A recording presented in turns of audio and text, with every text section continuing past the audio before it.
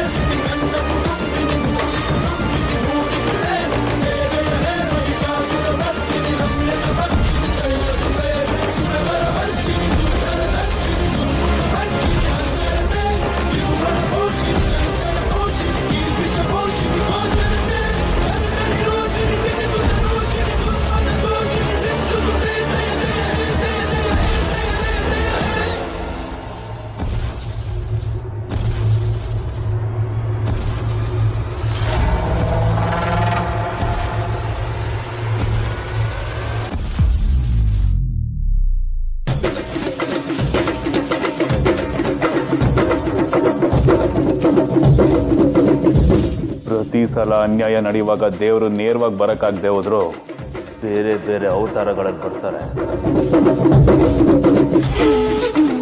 ಹೆಣ್ಣು ಮಕ್ಕಳ ಮೇಲೆ ಕೈ ಮಾಡ್ತೀಯ? ನೀನು ಅದೇ ಗೆಟಪ್ ಅಲ್ಲಿ ಇದೆಯಾ? ನೀನ್ ಮೇಲೆ ಕೈ ಮಾಡ್ಲಾ?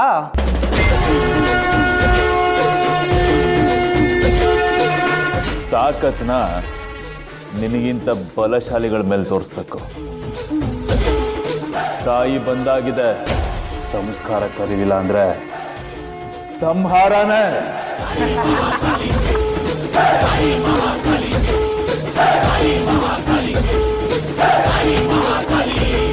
ಇವನೇನ ಮರ ಸೀರೆ ಉಟ್ಕೊಂಡ್ ಬಂದಿದ್ದಾನೆ, ಮಾಸ್ ಡೈಲಾಗ್ ಎಲ್ಲ ಹೊಡಿತಾ ಇದ್ದಾನೆ.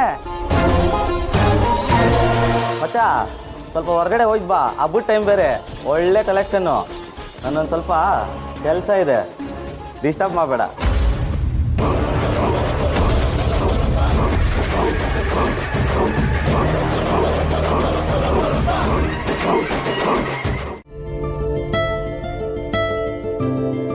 ಮುಂದೆ ಮುಂದೆ ಅದೇ ಮುಂದೆ ಮುಂದೆ ಮನೆ ಹೋಗ್ತೀಯಾ?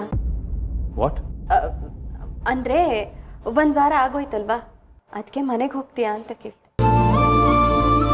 ಯಾ ನೀನು ಏನು ಮುಂದೆ? Office. Yeah you are always free to come any time.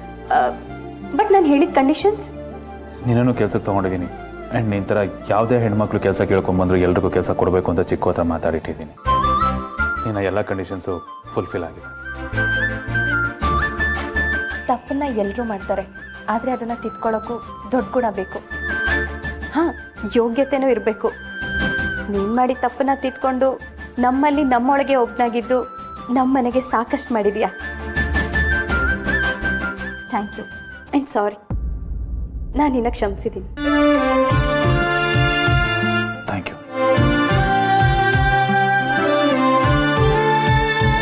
ಬರ್ತೀನಿ. ಯುವ, ಒಂದು ನಿಮಿಷಪ್ಪ.